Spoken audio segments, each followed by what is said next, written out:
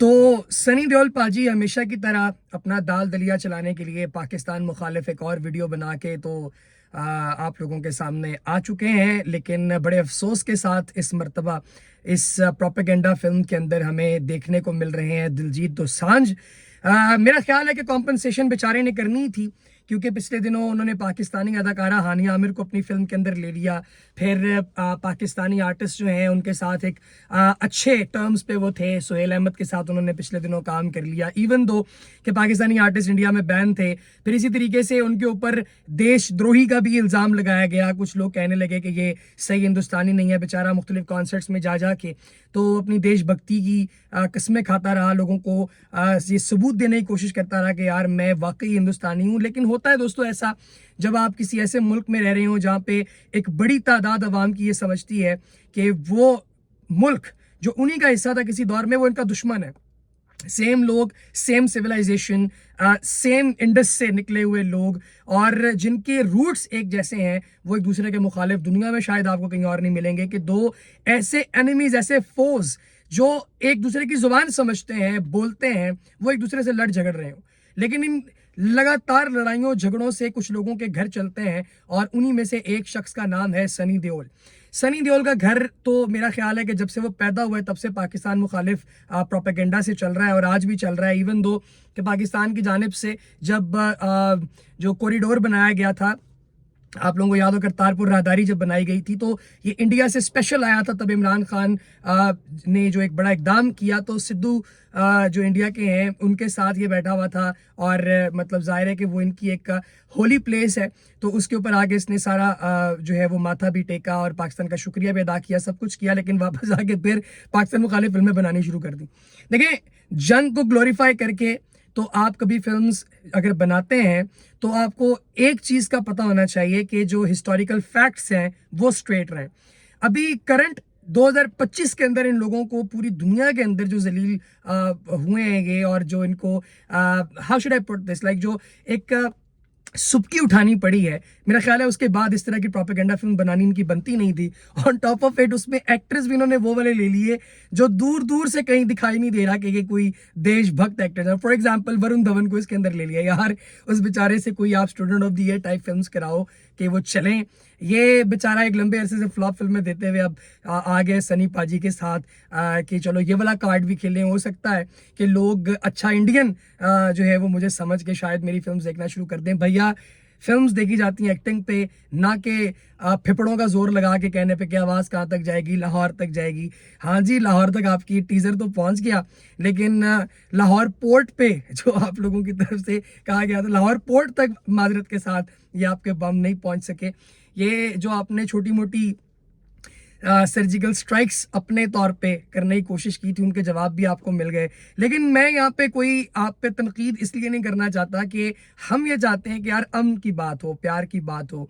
ये जो डायरेक्टर हैं इस फिल्म के, केसरी जो इन्होंने बनाई थी अक्षय कुमार के साथ, वो एक फिल्म इन्होंने बनाई, उसमें बड़ा प्यारा इनका क्राफ्ट था, बड़ा अच्छा लगा, बड़ा मज़ा आया उसे देख के। लेकिन अब मैंने जब उनकी ये फिल्म देखी तो मैंने कहा यार कि इसने VFX का कबाड़ा कर दिया है। पूरे इंडिया को SS राजमौली के बाद ये कीड़ा है कि वो VFX पे काम करे, लेकिन इनको शायद इस बात का अंदाज़ा नहीं कि सिंबलिज्म और VFX के ज़रिए स्क्रीन प्ले बनाना, इसकी implementation, larger than life character development, ये वही कर सकता है। ये लोग क्यों नहीं समझ रहे कि जो VFX ये लेकर आते हैं वो शिटी लगते हैं भाई, दे आर नॉट गुड। लेकिन उसके बावजूद पाकिस्तान को उड़ाता हुए दिखाना था, तो मेहरबानी आपकी कि आप किसी अच्छी बेस पे चले जाते, वहाँ शूट कर लेते। आपने जिस तरह बॉर्डर ओरिजिनल वर्जन जो था मतलब फर्स्ट पार्ट, वो आप अगर बनाते, उसमें अच्छे गीत थे, हमें आज भी याद है वो संदेशे वगैरह, ये वो अक्षय खन्ना की बड़ी अच्छी अदाकारी थी। शहीद हो गए बेचारे, हो सकता है कि इस फिल्म में आते तो दोबारा उनकी वजह से शायद फिल्म ट्रेंडिंग करना शुरू कर देती। लेकिन इस कदर घटिया टीजर, इस कदर बकवास टीजर के देख के जो है वो आंखों से खून आना शुरू हो गया कि यार क्या क्या घटियापन है। तो मैं तो बड़ा disappointed as a Pakistani, as a film fan कि यार ये इन्होंने बहुत ही शिटी एक चीज़ बनाई है।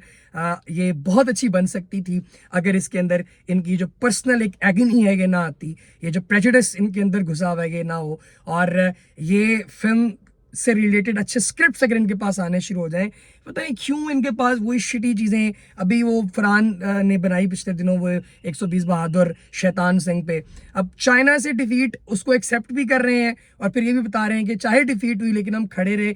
ब्रो ये कोई बहुत अच्छा काम नहीं आपने किया। पॉलिटिशियंस दो ममालिक को लड़ाकर अपनी दुकान चलाते हैं, मरता कौन है? एक आम शख्स। ये जो शहीद का आप टाइटल दे देते हैं इन तमाम लोगों को, क्या उससे जस्टिफाई होता है लड़ना मरना और अपने खानदान को एक तकलीफ पहुंचाना जो आप पहुंचा रहे हैं? मेरा ख्याल है कि इट्स बुलशिट। लोगों में अब इतनी अवेयरनेस आ जानी चाहिए कि एक वेलफेयर स्टेट बनाए। वेस्ट लड़ा मरा, 5 करोड़ लोगों की जिंदगियां चली गई, क्या वहां पे सुकून हो गया? उनको सुकून तभी हुआ जब वो लोग मिल बैठे और उन लोगों ने तरक्की की बात की। तरक्की की बात करें यार, पाकिस्तान में इंडिया में दोनों साइड्स पे भूख है, नंग है, तकलीफ है, उसके अंदर आप ये इस तरह की घटिया फिल्में बना के ललकार लाहौर तक जाएगी, ये होगा, क्या यार बुलशिट यार। मतलब are you guys like insane और समथिंग? कम ऑन मैन, ये समझें इस बात को। फिर उसके बाद ऑन टॉप ऑफ इट कुछ ऐसे लोग हैं जो कि अपनी दुकान चमकाने के लिए इस तरह की फिल्मों की पजीराई भी करते हैं, उसे सपोर्ट भी करते हैं। ये धुरंधर इन्होंने बना दी एक, ठीक है चलें, ठीक है यार, फिक्शनल एक बड़ी अच्छी आपने चीज़ बना दी, सही है, हमने उसकी तारीफ भी की जहाँ बनती थी, जहाँ शिटी चीज़ें थी उनके बारे में बताया भी, लेकिन उसको कॉपी करना और कहना कि दोबारा प्रोपेगेंडा फिल्म जो है वो हिट हो जाएगी, मेरा नहीं ख्याल कि किसी तौर पे भी एक अच्छा थॉट था इस फिल्म के प्रोडक्शन हाउस का या फिर ओवरऑल, क्योंकि ऐसी फिल्म्स जो होती हैं वो एक नीश ऑडियंस के लिए होती हैं, वो जेनेरिक ऑडियंस के लिए नहीं होती या जनरल कमर्शियल फिल्म्स नहीं होती। तो नीश ऑडियंस को आप बिल्कुल अपनी देशभक्ति दिखाएं, लेकिन मुझे बड़ा दुख हुआ, बड़ी तकलीफ हुई कि जो दिलजीत दोसांझ हैं, लव फिल्म्स करने वाले, चमकीला जैसी फिल्म उन्होंने पिछले दिनों इम्तियाज़ अली के साथ की, brilliant watch, like I totally loved his performance in that film. उस बेचारे को भी अब अपनी देशभक्ति साबित करनी पड़ रही है यार, इट्स वेरी वेरी डिसअपॉइंटिंग, बड़ा दुख और तकलीफ वाली ये चीज़ है। बट अगैन क्या किया जा सकता है, जाहिर है जिस तरह का मुल्क है, जिस तरह के लोग हैं, वो उनकी एक बड़ी तादाद जाहिर है, मैं सबको नहीं कह रहा, क्योंकि there are very very educated and brilliant people out there India में जो कि बहुत अच्छी फिल्म्स भी बना रहे हैं, बहुत अच्छे सीरियल्स बना रहे हैं, बहुत अच्छी डॉक्यूमेंट्रीज बना रहे हैं, अच्छे कॉमेडियंस वहाँ पे मौजूद हैं। I really appreciate their work, but this type of bullshit is not acceptable as a film fan.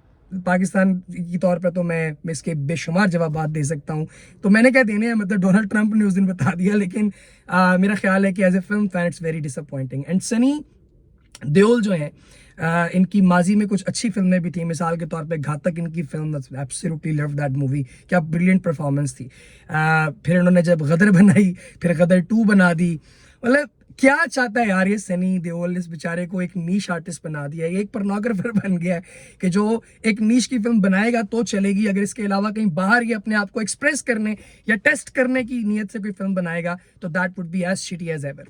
तो यही फिल्म के बारे में मैं कहना चाहता हूँ अभी तक इसके टीजर की बेस पे। तो अब जब आती है ये फिल्म देखते हैं फिर, और फिर दोबारा इस पे फिल्म बनाएंगे और माजरत के साथ एक व्लॉग बनाएंगे। अगली वीडियो तक इजाजत दीजिए, खुदा हाफिज।